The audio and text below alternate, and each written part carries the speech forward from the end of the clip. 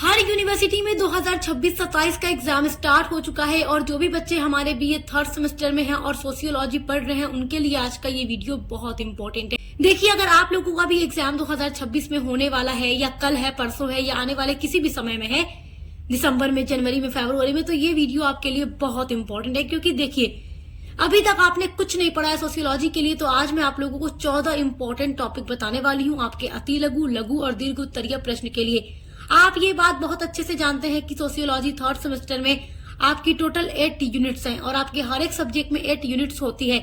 उन 8 यूनिट से आपका कौन कौन सा टॉपिक आपके एग्जाम के लिए इम्पोर्टेंट है 2026 के लिए, ऑल यूनिवर्सिटी के लिए, वो इस वीडियो में मैं आप लोगों को बताने वाली हूँ। आपने कुछ नहीं पढ़ा है तो केवल इस वीडियो को एंड तक देख लीजिए, आपका हर एक टॉपिक बहुत अच्छे से तैयार हो जाएगा और आप बहुत ही आसानी से अपना पूरा का पूरा नंबर लेकर आ सकते हो। तो चलिए वीडियो स्टार्ट करते हैं। तो देखिए, आपका पहला वेरी इंपॉर्टेंट क्वेश्चन है, सामाजिक परिवर्तन की अवधारणा स्पष्ट कीजिए तथा उसकी विशेषताओं का वर्णन कीजिए। तो आपके पेपर का नाम ही है सामाजिक परिवर्तन और सामाजिक आंदोलन। तो सामाजिक परिवर्तन की अवधारणा आपको पढ़नी होगी, यानी कि आपको इसका अर्थ पढ़ना होगा कि सामाजिक परिवर्तन क्या है। तो सामाजिक का मतलब तो आप जानते ही हैं, समाज से संबंधित, और परिवर्तन का मतलब बदलाव।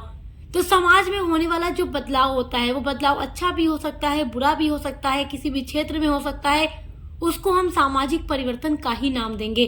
तो सामाजिक परिवर्तन के बारे में सब कुछ मैं आप लोगों को पढ़ा चुकी हूँ। आपकी जो टोटल 8 यूनिट्स हैं उन पर डिटेल में वीडियोस अपलोड हो चुकी हैं। ये थर्ड सेमेस्टर सोशियोलॉजी की पूरी प्लेलिस्ट बनी हुई है। तो जो 14 क्वेश्चन मैं यहाँ पर आप लोगों को बता रही हूँ आपके अति लघु, लघु और दीर्घ उत्तरीय प्रश्न के लिए, आपको सभी का आंसर हमारे ही चैनल पर सोशियोलॉजी की प्लेलिस्ट में मिल जाएगा और प्लेलिस्ट की लिंक आपको मिल जाएगी इसी वीडियो के डिस्क्रिप्शन बॉक्स में।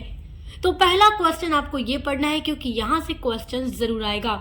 दूसरा इंपॉर्टेंट क्वेश्चन जो आपको पढ़ करके जाना है वो है सामाजिक परिवर्तन के कारक, यानी कि समाज में होने वाला जो परिवर्तन है उसके क्या क्या कारक हैं या क्या क्या कारण है, उनका वर्णन कीजिए।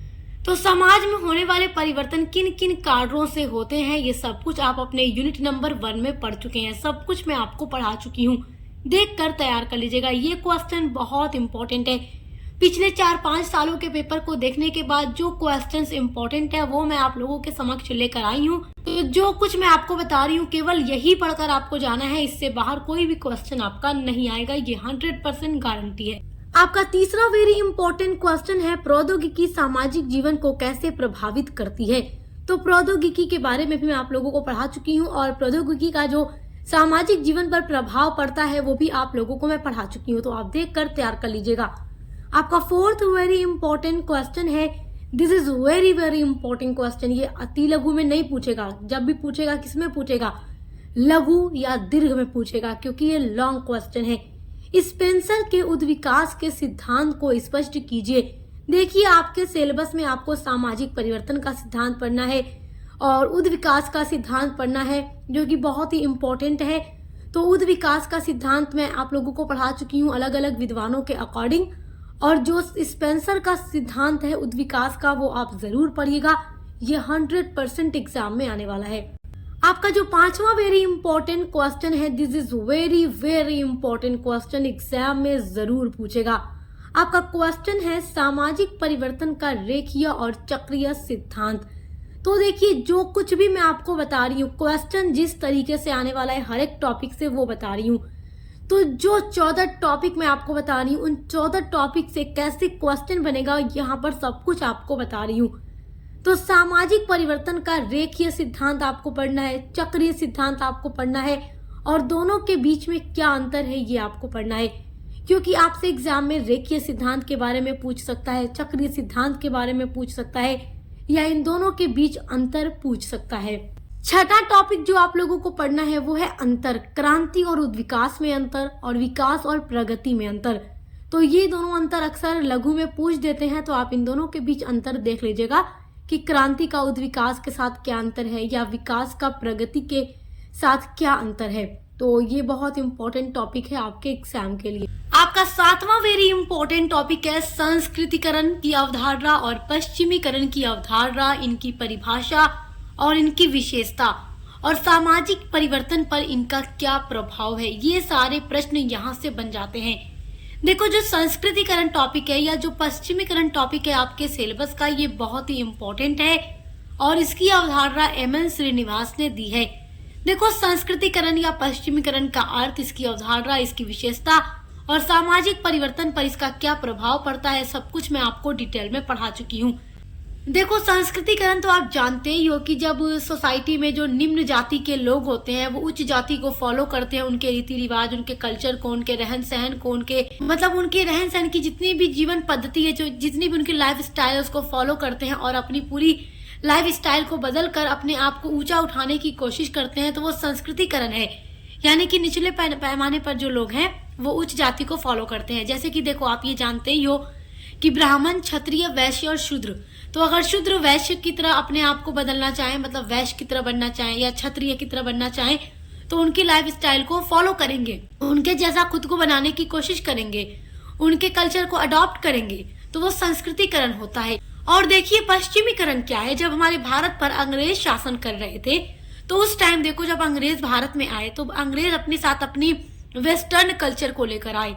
उनका कल्चर अलग था, पहनने का तरीका अलग था, हर एक चीज उनकी अलग थी, उनकी स्टाइल अलग थी, उनकी लाइफ स्टाइल अलग थी, उनका कल्चर अलग था और इंडियंस का कल्चर अलग था।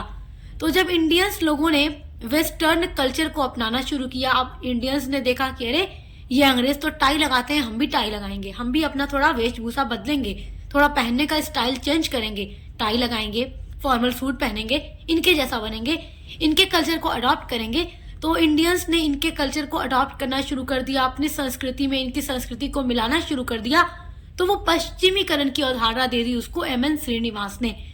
तो संस्कृतिकरण क्या है, पश्चिमीकरण क्या है, लगभग एक जैसी ही चीजें हैं, बस थोड़ा सा फर्क है जो आपको मैंने बता दिया है और बाकी कुछ आपको मैंने डिटेल में पढ़ा दिया है। तो आप देखकर तैयार कर लीजिएगा क्योंकि यहाँ से क्वेश्चन जरूर आएगा। 8वां वेरी इंपॉर्टेंट टॉपिक जो आपको पढ़ना है वो है वैश्वीकरण, यानी कि ग्लोबलाइजेशन। तो देखो, वैश्वीकरण से कैसे प्रश्न आएगा वो आप यहाँ पर ध्यान से सुनना, क्योंकि ये टॉपिक आपके एग्जाम के लिए बहुत ही इंपॉर्टेंट है। यहाँ से अति लघु, लघु और दीर्घ तीनों में प्रश्न आता है।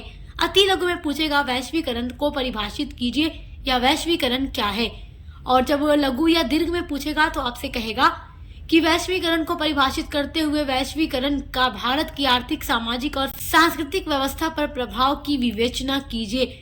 तो ग्लोबलाइजेशन आप जानते ही हो कि देखो, ग्लोबलाइजेशन की वजह से ही आज के टाइम में एक कंट्री से दूसरी कंट्री में व्यापार करना, बातचीत करना, हर एक चीज करना संभव हो पाया है। तो वही ग्लोबलाइजेशन है। देखो, आज के टाइम पर इंटरनेशनल लेवल पर बिजनेस किए जा रहे हैं और कम्युनिकेशन वगैरह सब कुछ पॉसिबल है। तो क्यों पॉसिबल है? ग्लोबलाइजेशन की वजह से। तो ये सब कुछ आप पढ़ चुके हैं।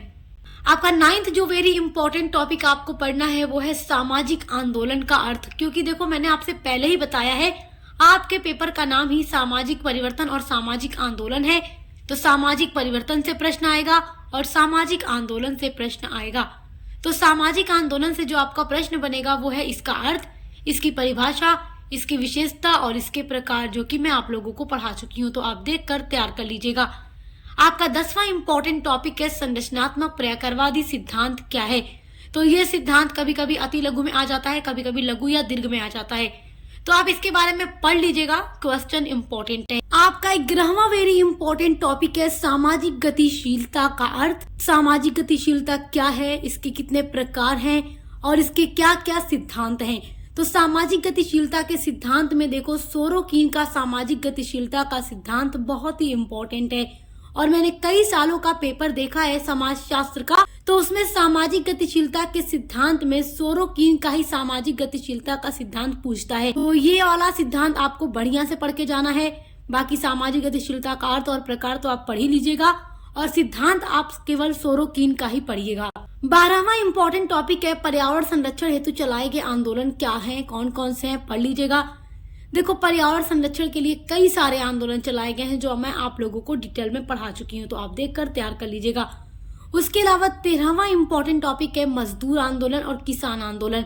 हमारे भारत में जो किसान आंदोलन हुए, जो मजदूर आंदोलन हुए, उनका इतिहास, ये सारी चीजें आप पढ़िएगा। क्वेश्चन इंपॉर्टेंट है क्योंकि ये ना अति लघु में पूछ देता है किसान आंदोलन क्या है या मजदूर आंदोलन क्या है, या लघु में पूछ देता है कि किसान आंदोलन पर एक टिप्पणी लिखिए, मजदूर आंदोलन पर टिप्पणी लिखिए। तो आप कैसे लिखेंगे? किसान आंदोलन के बारे में जान लीजिए कि क्या होता है और कितने तरह के किसान आंदोलन चलाए गए हमारे भारत में या मजदूर आंदोलन चलाए गए, वही आप एक्सप्लेन करके लिख दीजिए, आपको नंबर मिल जाएगा। आपको टेंशन लेने की जरूरत नहीं है बहुत ज्यादा कि हम अपना आंसर लिखेंगे कैसे। जो आपकी 1 से लेकर 8 तक की यूनिट्स हैं हम पूरा पढ़ा चुके हैं। जितना टॉपिक यहाँ पर बता रही हूँ सभी पर डिटेल में वीडियो प्लेलिस्ट में ऐड है, तो आप देखकर अपने आंसर की तैयारी कर सकते हैं ताकि आप लोग अच्छे से अच्छा मार्क्स लेकर आ सकें। 14वां टॉपिक जो आपको पढ़ना है वो है समाज सुधार आंदोलन का विस्तृत वर्णन करो। तो हमारे भारत में जितने भी समाज सुधारक आए, सबसे पहले तो आपको राजा राम मोहन राय के बारे में लिखना है, क्योंकि वो बहुत बड़े समाज सुधारक थे और उन्हें भारतीय पुनर्जागरण का जनक भी कहा जाता है। तो आप समाज सुधार आंदोलन का पढ़िएगा। ये 14 टॉपिक आपको पढ़ना है। तो मेरे प्यारे स्टूडेंट्स, मैंने आपसे कहा है ना कि अगर आपने कुछ नहीं पढ़ा तो केवल इन 14 टॉपिक को ही तैयार कीजिएगा, क्योंकि अति लघु, लघु और दीर्घ उत्तरीय प्रश्न तीनों यहीं से आपका आने वाला है। कोई भी क्वेश्चन इससे बाहर से नहीं आएगा, इसके अंदर से ही आएगा। तो आपको कुछ नहीं करना है, केवल इनके आंसर को तैयार करना है। और आपको आंसर तैयार कैसे करना है, केवल हर वीडियो आपको देख लेनी है जो हमने अपलोड की है। इतने बेस्ट तरीके से वहाँ एक्सप्लेन किया है कि केवल वीडियो को सुनकर आप जाकर अपना आंसर लिख सकते हैं। और इसी तरीके से हम BA 3rd सेमेस्टर के हर एक सब्जेक्ट पर वीडियोस लेकर आ रहे हैं, को करिकुलर पर वीडियोस लेकर आ रहे हैं, जिनके थ्रू आप अच्छी तैयारी कर सकते हैं। तो अब मिलते हैं अगली वीडियो के